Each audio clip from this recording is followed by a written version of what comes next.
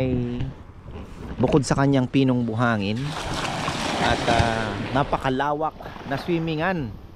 Ayan, oh, kita nyo ang lawak niyan.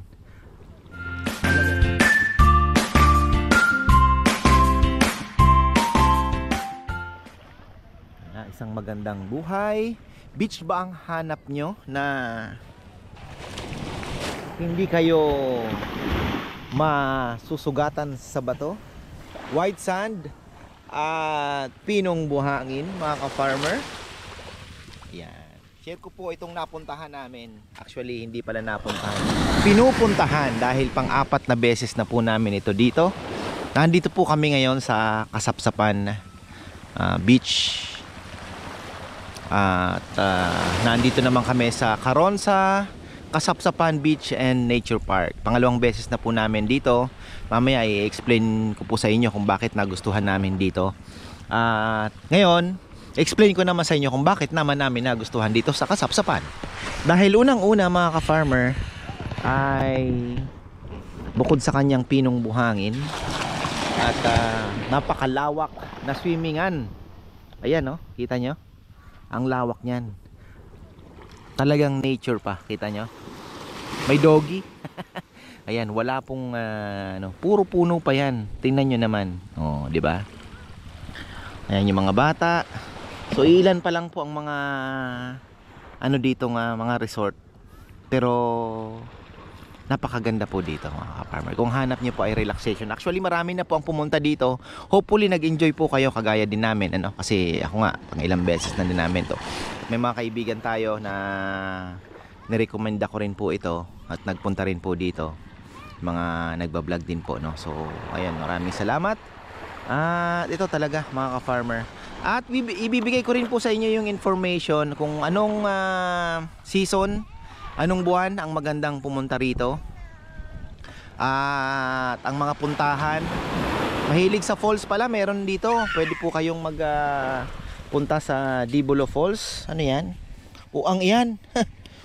So ayan, Dibulo Falls po. Pwede po kayong pumunta. Naandun sa Dinapigi naman yan, Isabela.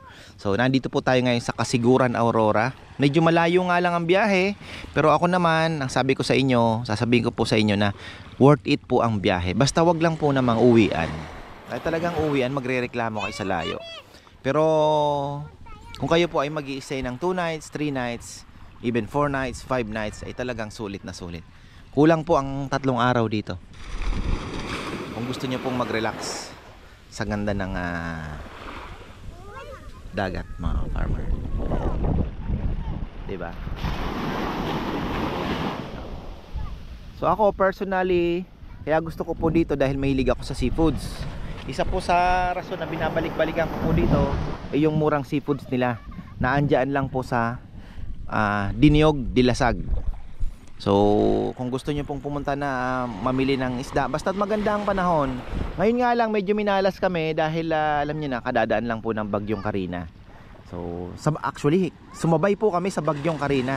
Pero kung makikita nyo po yung mga videos namin, nakita nyo naman po ang alon, 'di ba? Napakakalmante ng dagat. Kung sa ibang lugar ay talagang grabe na po ang weather, dito po ay makulimlim lang. At nag-enjoy po kami sa swimming. So ayun, yung mga mangingisda, syempre medyo may hangin-hangin po doon sa laot, kaya hindi gaano nakapanguli. Pero kung paganda ang panahon, ay ang lobster po dito naglalaro lang ng 600 to 1,200 pesos. Yung paborito kong sungayan ay pumapalo lang po ng less than 200 pesos per kilo, na nasa 550 na po sa ibang lugar, Ganon din po yung ibang mga isda, mas mura po dito, kaya nag-i-enjoy po kami dito.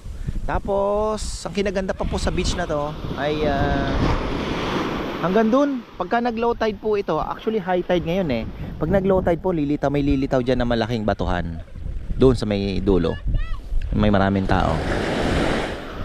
Yung niya, uusog doon. Pero wala pa rin pong kayong maaabot na bato o mga damo-damo. Napakapino po ng kung kagaya po ni ganito pa rin yan. Ayan. Ayan, hanggang dulo yan, hanggang doon po sa malalim doon. Tapos kinaganda pa po nito, napaka-friendly po sa mga bata dahil yung paglalim po ng dagat hindi kagaya sa ibang dagat na 'di ba pag umusog lang kayo ng konti talagang may palalim po bigla, ano. Ito po dahan-dahan lumalalim yan. Hindi po siya lalim agad. Matagal po siyang lumalim. Kaya hindi siya ganon ka delikado sa mga bata. Ano pa ba?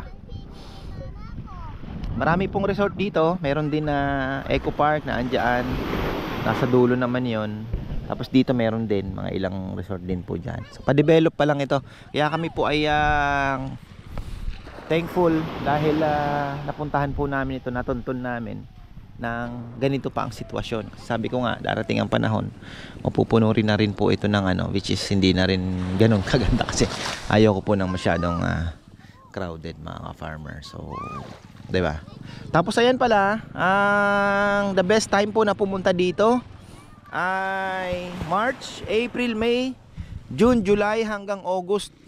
Yes, August, habagat season. Sasabihin ninyo, nag-uulan na yon. Sa West Coast po, nag-uulan na. Pero nasa East Coast kasi tayo eh. Ang hinaharap po natin is Pacific Ocean.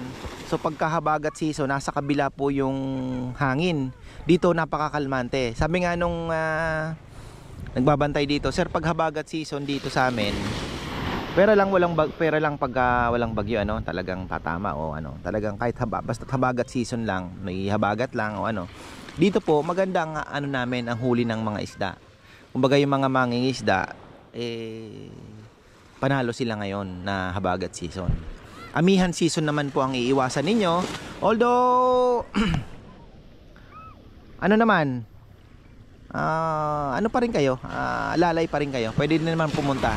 Pero yun nga, makipag-coordinate po kayo sa pupuntahan ninyong resort dahil syempre malakas po ang hangin.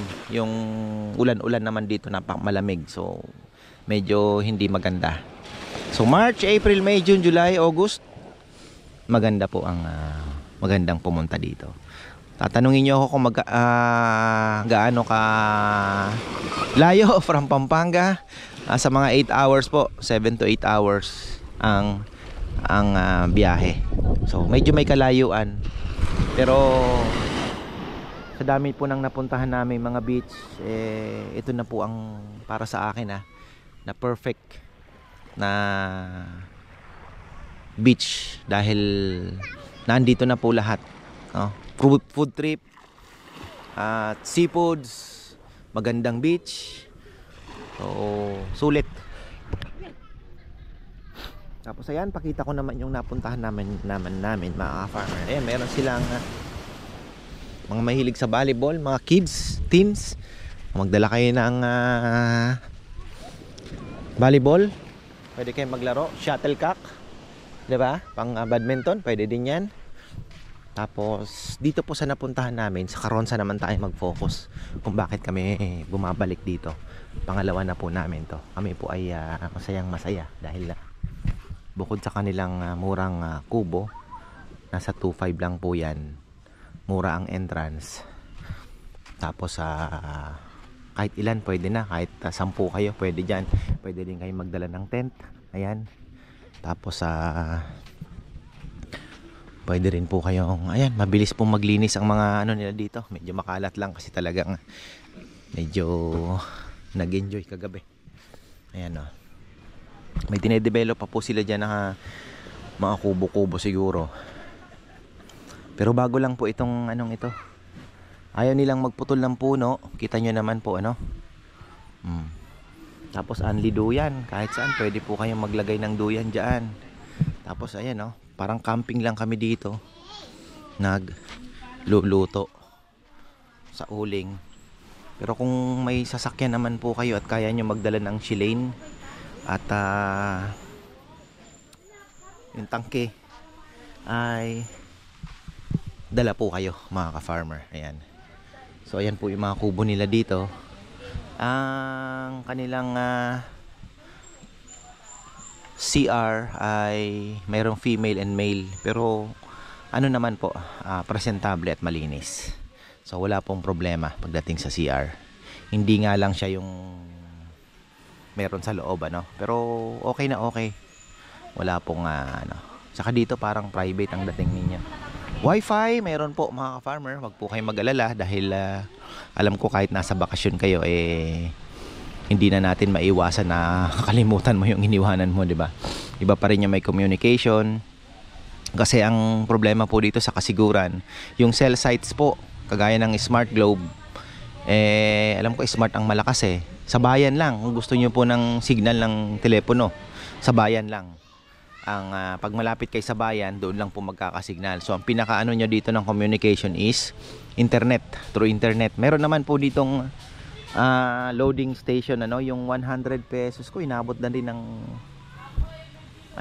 ilang oras Ang kinaganda, kunyari nag-load kayo ng 100, pagka ayaw nyo nang gumamit, i-off nyo lang ang internet ninyo, mapuputol po yung time nya, hindi siya magtutuloy.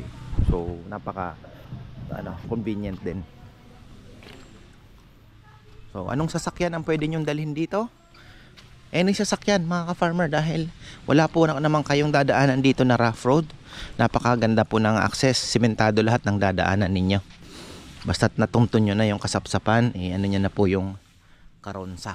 Ayan dito mga ka-farmer, wala kayong tsaka napaka-friendly ng mga tropa dito, yung mga nagbabantay. Ngayon nga medyo mas ngayong second namin, medyo mas na palapit na po yung loob namin dahil nakakausap na namin sila, kumbaga parang mas naging closer po kami kasi alam niyo naman 4 days ba naman, hindi po magiging tropa, ewan ko na lang. So ayan, kulang pa po sila sa cottage dito. Sino ba yung tulog na yun? Yung tulog yata ano ba yun? Tropa ba natin yan? Ayaw nilang magputol ng puno. Ang ganda nga naman kasi. So Karonsa, Kasapsapan Beach and Nature Park mga ka-farmer. May Facebook page po sila. Pwede nyo po silang i-reach out. At yun nga dito, kinaganda sa beach. Kaya gustong gusto ko dito sa Kasapsapan. Mga bata, mapamatanda talagang enjoy na enjoy. Ayun yung nila ng router. Galing Ganda kasi dito dahil para lang kayo nagpi-picnic mga ka-farmer. Ayan 'Di ba? Si Kabono, ika-ika na naman. Ay, kapatid kong ito. So tingnan nyo naman po, kasalukuyan po ngayong si Karina ay nananalasa nung naandito kami. Pero masasabi kong ito po yung most enjoyable namin na visit dito. Dahil walang init ng araw, makulimlim lang.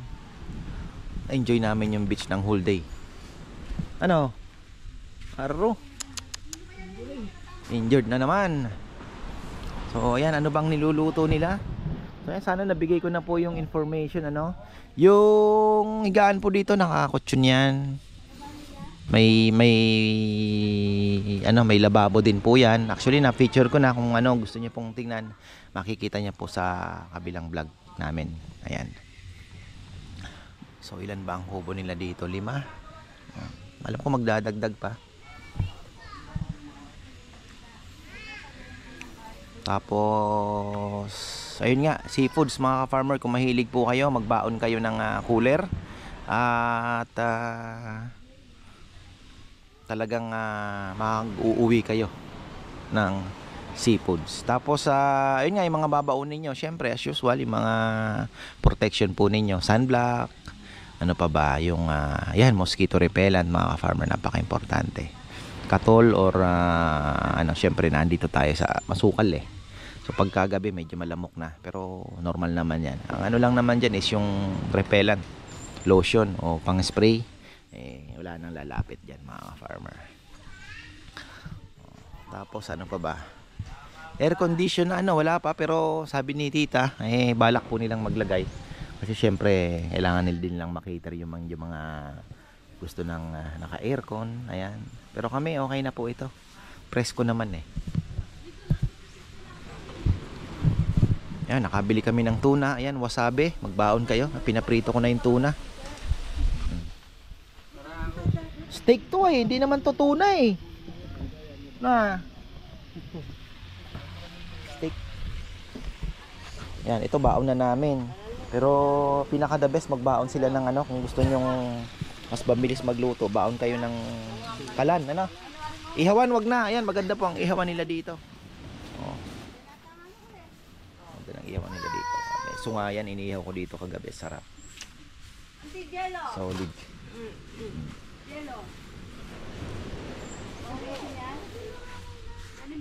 Okay na, tapos lang na aming breakfast. Tapos na kalimutan kong isingit. Yung mga mahilig palang mamingwit, mga ka-farmer, huwag niyong kalimutan magdala ng bingwit. Kagaya ng ginawa namin. Dahil dito makikita nyo, wala po siyang mga bato-bato o anuman, pero marami pong isda. Actually kahapon, 2 araw na namin pinapanood, may naglalambat lang po dyan, iniikutan lang nila. Sari-saring nahuhuling isda. May stingray pa nga na nahuli, pinakawalan lang daw. So ano, yun nga lang, small hooks lang ang gamitin po ninyo. Tapos dala kayo ng bili kayo ng pusit siguro, no? Hiwa-hiwain nyo sa maliliit. Tapos yun, pwede na po kayo mamingwit dyan. Malalaki din po ang nahuhuli. Ang haba ay almost 1 dangkal, more than 1 dangkal po yung mga nahuhuli nilang isda. Iba-iba, may banak, merong may stripe. So sabi ko ba, ayos talaga. Ano lang po, yung mga naandito, hindi nila pinoproblema ang ulam. Kasi kahapon, ano lang sila, naglambat lang sila. Tapos ayun, inano na lang nila po, linuto nila sa talbos ng kamote, may sabaw. Healthy. Ayun, ang daming nagsuswimming ngayon. Paganda na po ang panahon. Bukas sigurado, mas maganda pa. Kahapon, sumikat na rin ang araw, pero silip-silip lang muna. Ayan, wala na po yung bagyo. Napakasarap mag-swimming dito, mga farmer.